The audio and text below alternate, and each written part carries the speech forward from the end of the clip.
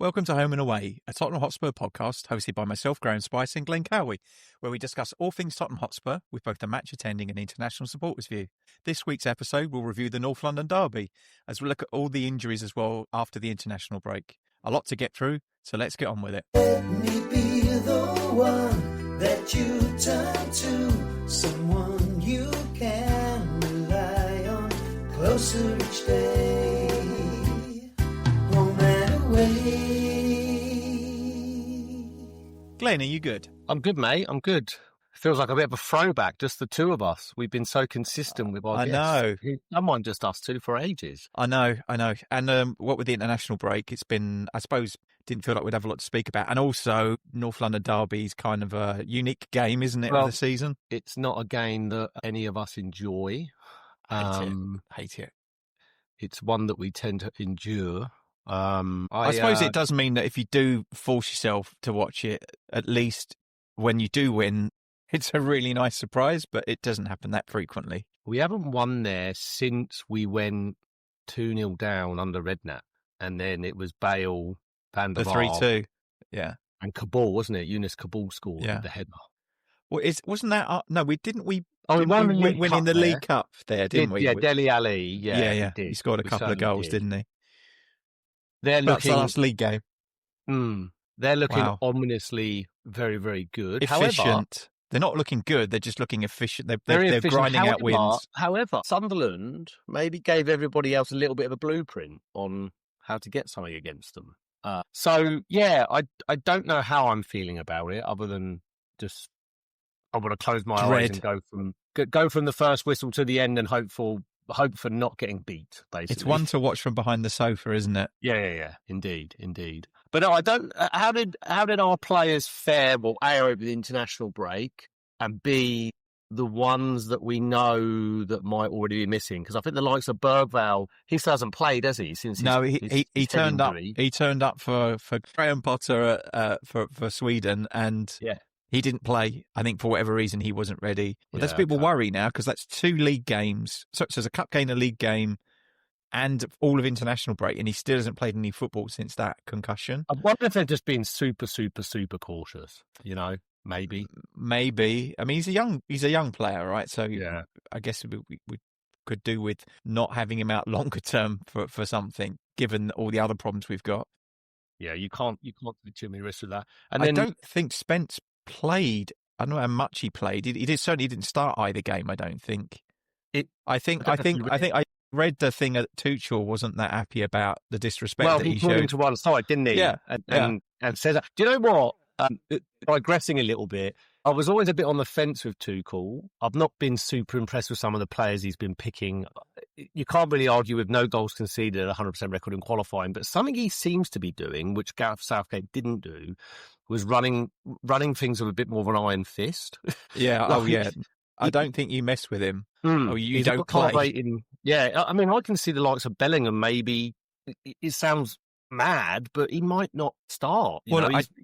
I think attitude clearly a problem. I think that the problem, Tuchel wants a cohesive team, not a bunch of really good players. And if he can't be, and I'm not saying he's not a team player, but it doesn't feel like he's part. Well, Bellingham, he's part of the leadership group I saw. But it's not a great. But coming off from 84 not great way minutes, to lead. I think it wasn't like he was brought him off early or anything, was it? He was on a yellow as well. He was on a yellow card, and he was throwing his arms up. I didn't like to see that, but yes, going back to more closer to home with Tottenham, he did speak to Spence, didn't he? And he did say, I didn't like that apparently on how you should behave towards your manager. He said, when you're a national player, not just when you're with the national team, but when you go back to your club as well, which I thought was quite interesting and fair play. So I think we all think that he's had some. There's something bubbling under the surface there that could be a problem if it's not. If he doesn't keep it under control. Yeah. So Spence, he featured a little bit. Not enough that I'd be worried that he could be available. Doggy, I don't think played at all for Italy. No, they got absolutely pumped by Norway. Romero did play the full 90. This is one for our listeners and viewers. Away to Angola, weird friendly. Where did they play them though? It wasn't. I don't know if they played it in the Angola. UK. Was it in the UK? Maybe it was. Yeah, maybe it was. Because when I saw some pictures, it looked. I saw some pictures of the Argentina squad training, and it looked suspiciously like Hotspur away to me. Oh, okay. So the choice of opposition may not have been indicative. Well, it's kind of meeting them halfway sort of thing, isn't it? Yeah, I'm actually, it's going to bug me now, so I'm looking it up. I'm looking the fixture up just to see where it was actually played. If it tells me, it's not obvious to me. Where the hell is Estadio 11? That sounds like it might be an Angola. Luanda. Where's Luanda? Yeah, Luanda is. It looks. Yeah, it's Africa. Looks like they played in Angola. So okay, fair enough. Maybe they trained at Spurs and then flew down. I think they gathered in. They were in Alicante, apparently. Okay, there you go. Anyway, he played the full 90 in a friendly, which suggests to me that he's fit. So you would hope that he would start.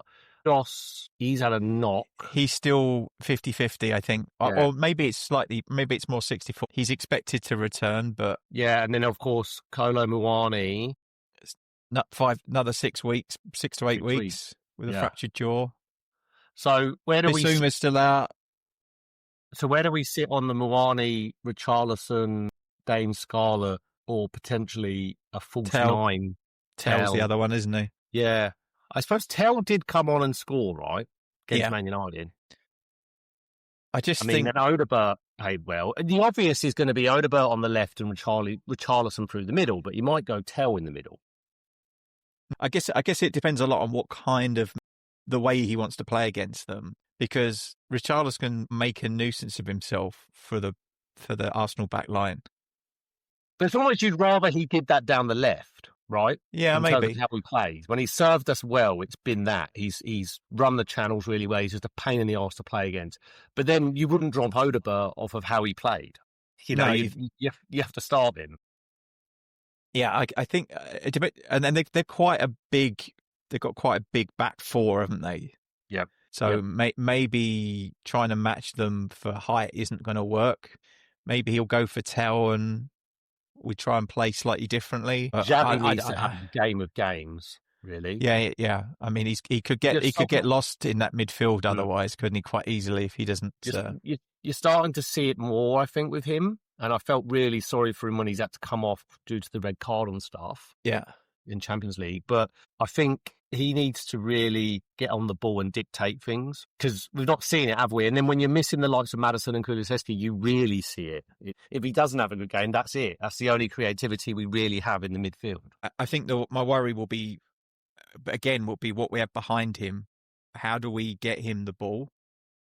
How do we find those passes that bring him into play? Because that's the bit we've struggled with. Like that Chelsea game, we just never got the ball to him. He was either just marked out, or all of the kind of the passing lanes were all blocked off by the midfield. So it's something we need to figure out if we're really going to progress. Udogie makes us a better team on the left, right? Yes, I think 100%. So, if he's playing, for me, it'll be him on the left, Porro on the right, Van der Ven, Romero. There's your back four. And then the midfield is a conundrum. Bentancur probably starts, right? But then it's an away game. I expect it to be Bentancur and Palhinha. But then again, but then we played like that in other away games, and we found a way to break teams. So maybe it's not a bad thing. If Kudus is back, he'll make a difference. And then Arsenal, ominously looking just very efficient and good. They don't have really any troubles apart from Gabriel. Yeah. But yeah, I think Timber has been out, but he's due to come back. Saka picked up a knock away with England. I'm not sure where. Maybe he'll be okay. He always limps in it when he plays for England. Yeah, and then finds a way to be fit. Yeah. Calafiore had a scare on international duty, but he should be okay. Trossard's back. Odegaard's fit. It's basically as good as they can be, apart from Gabriel, I think, isn't it? I think so. And I think it all depends on how... It would be nice to do, because I thought the game away to City was only the second game of the season, but that was obviously one of our best forms of the season. I'd love to see us go like that and just have a proper go. I don't know if we will, though. I don't know whether we'll sit off and try and hit them on the break. And then that tells me if Kudos isn't playing, then obviously Johnson slots in on that right. And that's very much setting us up for more of the I guess, the counter-attack. But Yeah. again, I just don't see us in that game setting up to defend and try and soak it up and counter-attack and hanging on. Like, I can't see us not conceding, put it like that, you know. Well, they've not been scoring a lot from open play, have they? Yeah, that's fair. So it depends. We've got a much better defence than we have had when we've played against them the last 2 seasons, right? Yep. We're a lot more solid. We don't look quite as vulnerable from set pieces. I'm not saying we won't concede from a set piece, but we look less vulnerable than we have done. And also, we've got a threat from set pieces. It could literally just come down to the battle of the set pieces this game, couldn't it? Who's got the better long throws? Yeah, which doesn't make for a great. It will. I don't think it's going to be a box office match. I don't think it's going to look. It's not going to be a great one for the neutrals. It's not going to be a great one for the Tottenham and Arsenal supporters. I don't think, but I think it could be just a set piece or a mistake. Yeah, got this feeling like game. And then, as far as your viewing experience goes, you can be watching at home. What's your plan? 4:30 p.m. for you, isn't it? Yeah, I'll be at home. Yeah. I'll be at home. I think Josh might be over. Maybe he'll watch it with me. Yeah. It's one of those with me. I might watch it live and then go back to bed. It's an 03:30 a.m. Monday morning for me, which is horrible. That's the worst possible time kickoff. I'm actually surprised that they did it as late as they did in the afternoon, because normally they make it a bit earlier, don't they? It's usually either a 2 p.m. or a lunchtime on a Saturday. Yeah, I think, but it's a kind of. It's the box office match for the weekend, isn't it? I suppose it's the one everyone would have wanted. Yeah. I mean, in a weird way, I prefer that it's away and not at home, because on away record we haven't lost away yet. Yeah, we certainly have been better away than we have at home. So let's hope that continues this weekend. Well, the other interesting one is it's Frank's first proper taste of a massive game as Spurs manager, really, isn't it? I mean, the Man City game, away. Big, you could say it's big. We went there and won, but as far as the derby goes, we have Chelsea at home, I suppose. I hope he's learnt something from the Chelsea match, because that was not acceptable, was it? By any stretch, and he knows that. I'm pretty sure he knows that. It'll be interesting to see, like, because tactically we all know he's good, right? It should be really interesting, like I said, on the set pieces, and then like, does he outwit Arteta? Because I don't know. It'd be very interesting to see how we A, shape up, and B, how we approach the overall contest, right? Do we just go and have a proper go at it? Fuck it, nothing to lose? Or do we just dig in and say, look, let's be happy with a point and not get beat? We just can't afford to not turn up, though. We need to be on it from the beginning of the match to the end, don't we? We can't afford any lapses in concentration. They're the key to that. They really 100%, yeah. They really are key to that. And none of that sloppy passing around defence and midfield and the back to the double pivot. We really can't afford to. They don't need our help to set them up for goals, right? Well, case in point, things like what Xavi did, you know. That was a Chelsea game, wasn't it? When we basically gave them one. None of that. None of that. We really, if we can not give them any chances, and they have to make them for themselves. They've proven that that's been a struggle for them this season, and then maybe we've got a chance. Maybe we nick one and. Well, what's mad is come away with something. If there's a big if we somehow go there and win, we're only with the closing gap. We're 5 points behind them. I'm not saying that means that we're going to be in a title race or anything, but it does show you how tight it is from like 9th all the way up to 2nd. Really, everyone's really, been. I mean, Arsenal dropped 2 points against Sunderland, didn't they? Yeah. So mind you, that's as bad as it's got for them this season. But like Liverpool have been really poor this season. They've dropped. I think they've lost more games this season than they did last season already. And Man City haven't won. They've been okay. I think they're starting to find their feet a bit, but they didn't have a great start. Man United are improved, but they're still miles off being championship contenders. I don't think Chelsea are anywhere near good enough to mount the title challenge either. It looks like it's all on Sunderland. Yeah. You know what's funny? And I did not think they would be as high as they are at this stage of the season, but I did have them as a surprise package. I did think they'd do I thought they'd do okay, but they're exceeding all expectations. I think it's very clear. I think the guy gets on my nerves, but I thought Xhaka was a really shrewd bit of business for him.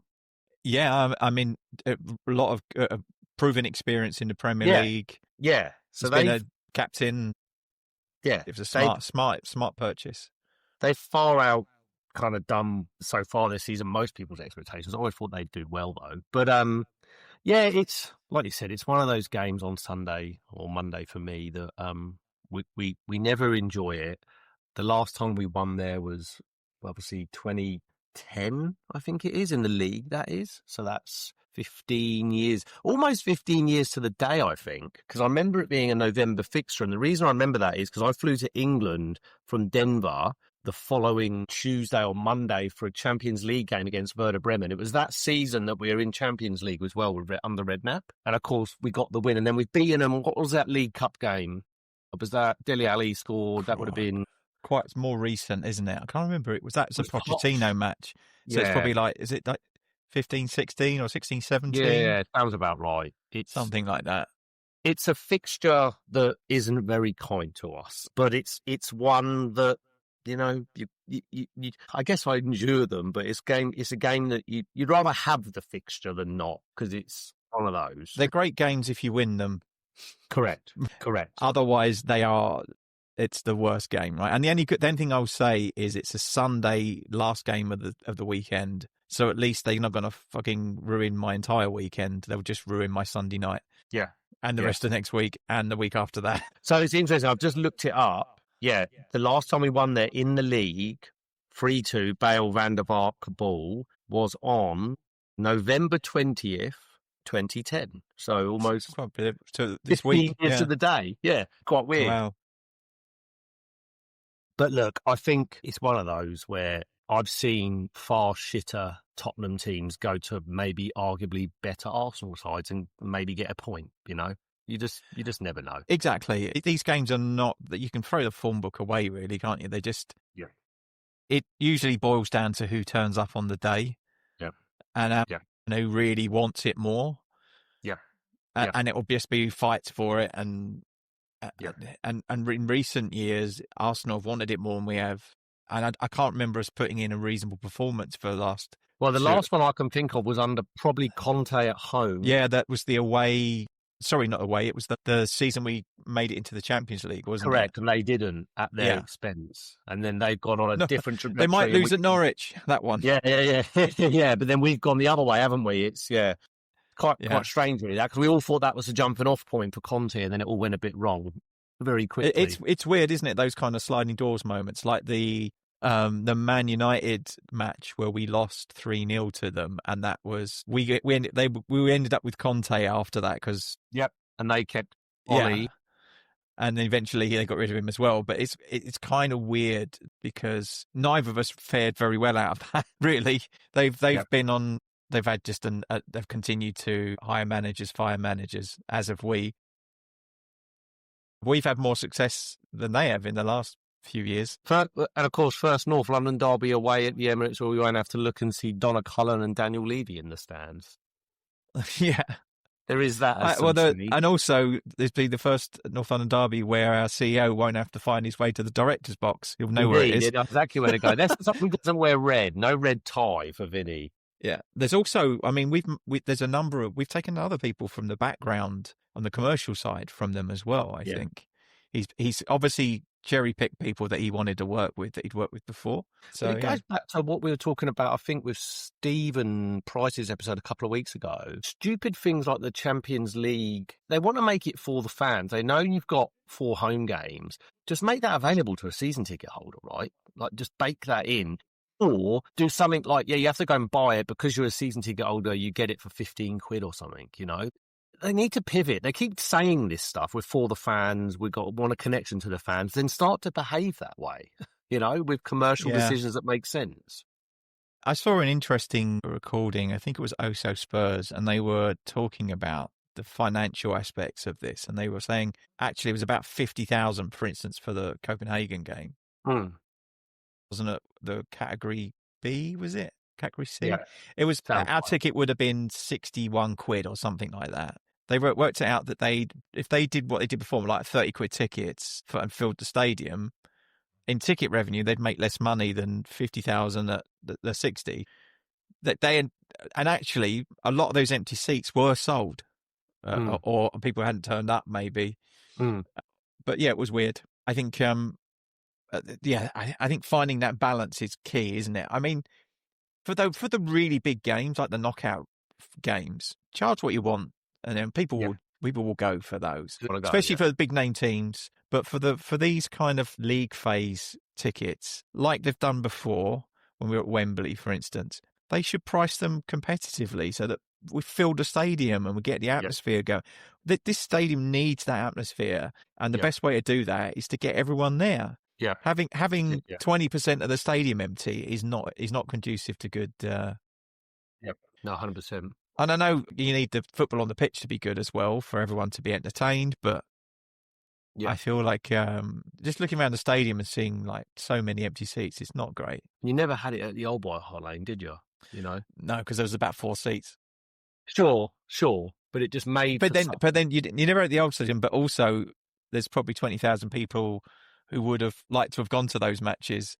Yeah, I mean, I don't remember how much we were paying for tickets then. Even it's gone up a lot in the last 5-10 years, right? Probably somewhere in a box. I've probably still got my ticket stubs, and I can probably find when I went to a Champions League game at the Old White Hart Lane. I want to say I paid about 25 quid. Wow, yeah. Which, you know, it's pretty nuts how much it's changed in kind of 15 years. I had mine, I had it through my season ticket before, so you'd buy them and they'd go on the account, so you wouldn't. Yeah, it wasn't like real money, was it? Yeah. So you probably indeed. Yeah, it's very weird. Well, a shout out to an ex-Spur in Troy Parrott. We were talking about him off air. It's one of those, I think, if he was on loan still, you'd all be very excited. Oh, we get to have him come back. But because we sold him, I think there's an air of, because he's homegrown, because we need a striker potentially, is there a possibility that we look at bringing him back? Or you had a differing view, is he that good? The gaps he did it in and the league he's doing it in, do you have your doubts that he's not going to do that in the Premier League anyway? I have a feeling by this time next season he will be a Premier League player. Sure. So maybe after the summer window, he will be back in England playing for a Premier League team. Yeah. Do I think it will be us? I don't think it shows a great deal of ambition if we do get him. If we want someone to be a squad player for rotation, maybe. But then we've got a number of players that I think probably on their day are better than him anyway. Yeah. And some that aren't. Yeah. But and it also means that we've got other young talent coming through as well that would block another route for one of them to come through if they are going to come through. And I would like to see us go out and spend more money and buy someone better than Solanke. The other one I saw in the news today was it Ferran Torres? Yeah. Was he at Man City? He was, yeah. Yeah, and then he left, didn't he? Yeah. And then also, and I've talked about this on the last episode or the one before that, I saw on BBC Sport My Morning that there is a release clause for Semenyo. It's in his new contract. It's 65 million for the first 2 weeks of January gets him out. So, but then it gets him out to Liverpool probably, right? But this is it. This is my concern. Salah is going to go. But then there's also talk of the reason that because the AFCON starts, but Ghana didn't qualify. So he's Ghanaian, as is Kudus. So that's also. Did you see the thing I sent you about Nigeria didn't qualify? Right, that was so funny. So I'd love the statement from the manager. They were doing voodoo. The Democratic Republic of Congo, or Dr. Congo, as I like to call them, were doing voodoo. Yeah, lovely, so funny. African football at its finest. Well, like I said about it's another world, isn't it? It's a totally different world. Oh, and our listeners and viewers should go and find it.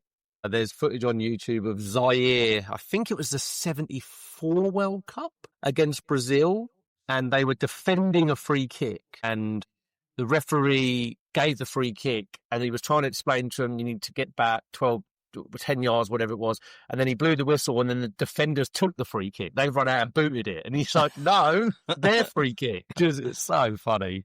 But yeah, it's a different world, isn't it? Oh, the quality of players they've turned out, though. There's been some amazing talent come out of Africa. The Traore brothers come to mind immediately. Yeah. Eto'o, I go all the way back to Drogba, of course. Ivory Coast. But I go all the way back to I'm old enough, as you are too, to remember Roger Miller, the 1990 Roger World Cup. Miller. And Cameroon were a good team. Was he about 41 when he played in the I 90 think he World Cup? was. In that World Cup he was, and he was there He used to dance around the corner flag, didn't he? So funny, yeah. So again, one for our viewers and listeners to go and find some Roger Miller archive footage from the 90 World Cup. But Africa, like you said, the one I really, really, really feel sorry for is Ghana in the 2010 World Cup, and it was Asamoah Gyan, and it was Suarez, where he caught the ball on the line to give a penalty. Suarez got sent off. It was a definite goal, and then Asamoah Gyan missed the penalty that would have put Ghana into the World Cup semi-final. Oh, obviously, it was in South Africa, so the whole continent was behind them. Yeah. It would be nice to see an African team do well and like come, but it was a bit like when in Qatar, was it Morocco made it a long way through, and all of the North African countries were behind them. My taxi driver is an Egyptian, and they were like, I'm gonna really get you home quick tonight because I want to get back and watch the match. They were really, that was really cool. Because they were amazing in that tournament as well. As England fans, we were looking at it because we had France in the quarters and Morocco were already in the semi-final. And it was like, well, if we beat France, we've got Morocco. What a chance, you know? Yeah. But alas, it didn't happen. So, and the other, we didn't mention it, but of course, Pape Matar also got injured playing. So does he, on that, Graeme, is he going to AFCON? Do we lose him anyway? Like, did Senegal qualify? Because Ghana didn't. No, I think I don't know is the answer. Let me have a look. Did? No, they did. Yeah, so they're playing, and it starts in next month. It starts December. So we'll lose him.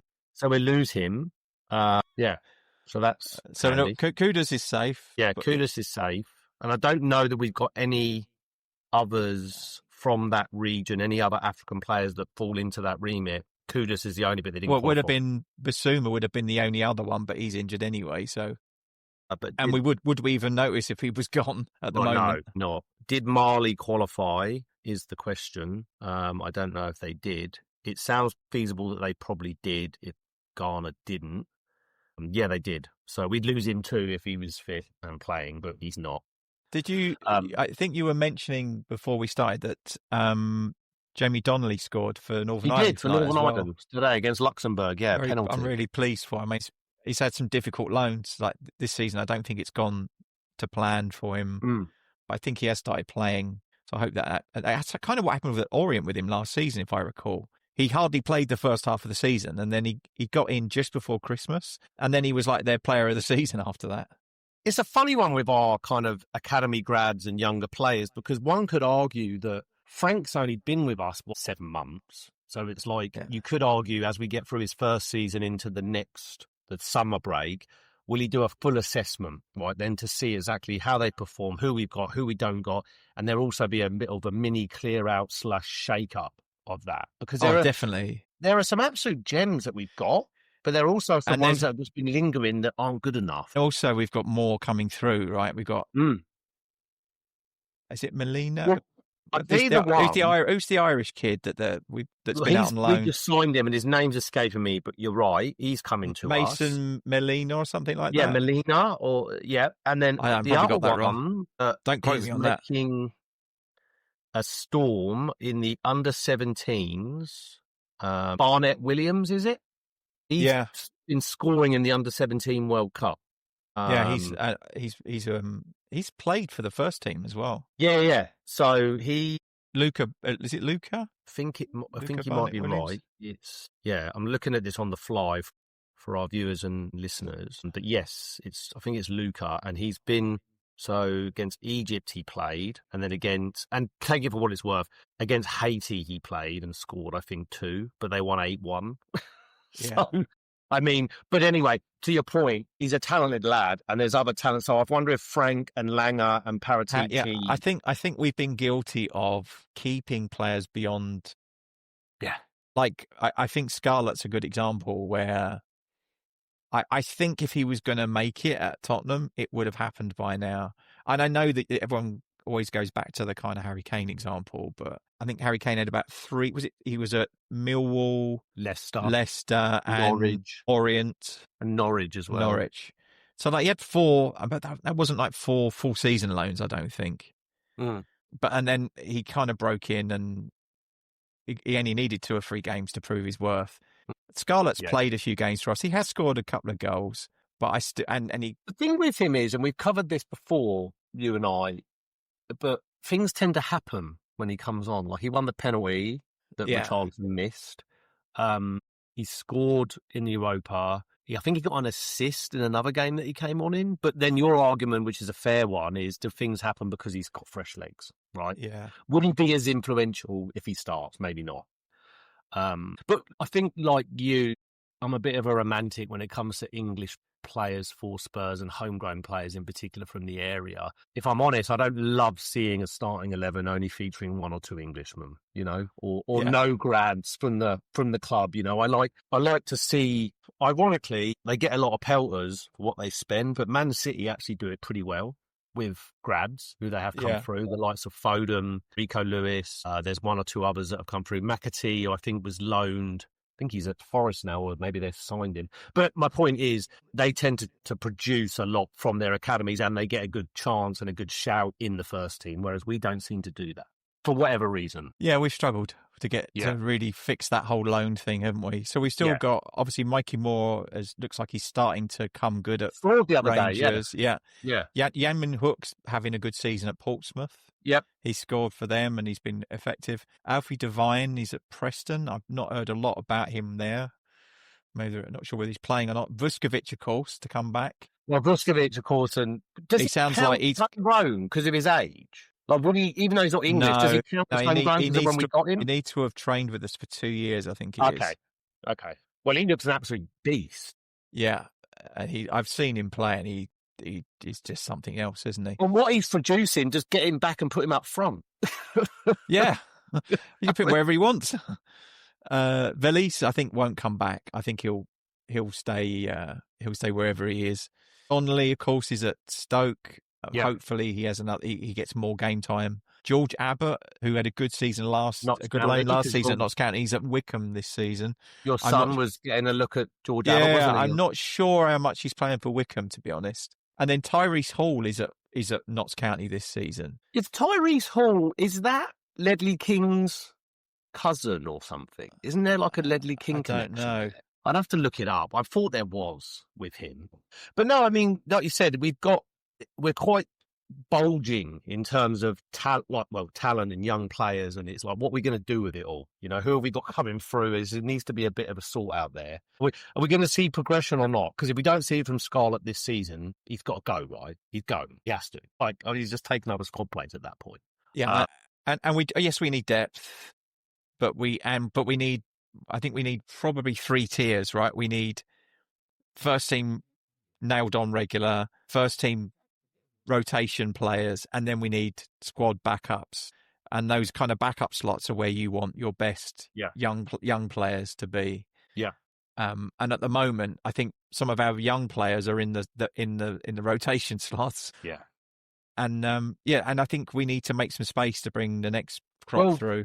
I mean, and give them game time. Them up the road are doing it with the 15, almost 16-year-old Bax Dowman. I mean, he's been getting minutes. You know, he's a very talented lad. So it'd be nice to see one come through our ranks. If you're good enough, you're old enough, as they say. Yeah. Well, to go full circle on that and mention them again, I don't think either of us put a score on the impending game. Please don't make me. Yeah. That we both love to hate. I'm going to say, I think it's going to be a 1-1 draw. I really do. I think it's going to be a bit boring. I don't think it's going to be a great viewing experience like you suggested, but I think I can see it being 1-1. However, if they score first, it could be really difficult, right? Because they don't tend to concede.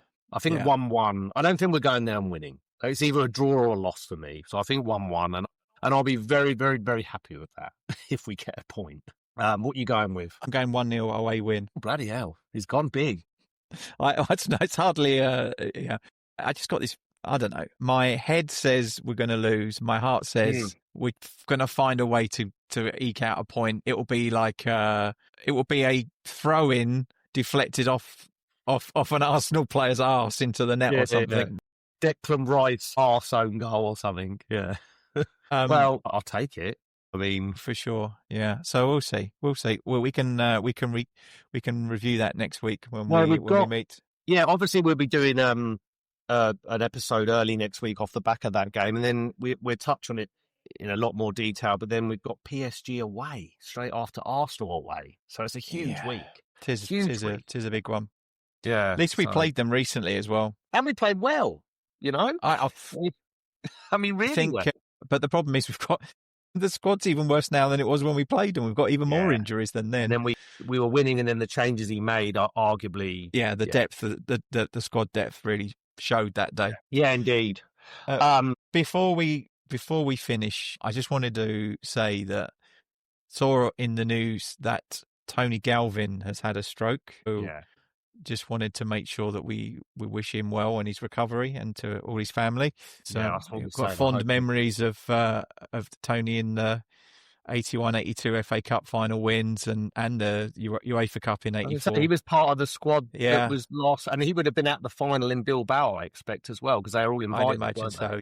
Hopefully him and his family are okay after that. Yeah, no good. No good. Indeed.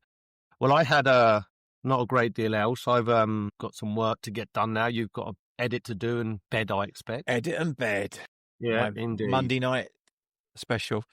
Yeah, well, as always, through gritted teeth and pouring from behind the couch, come on, you Spurs. So thanks to everyone who's listened in. Please like and subscribe to the podcast to tickle the algorithm so we can get in front of more Spurs supporters. And do let us know in the comments what you think of our chances in the up-and-coming North London derby. Be really keen to see what you think. And to close us out, as Glenn said, come on, you Spurs. Let me be the one that you turn to, someone you can rely on, closer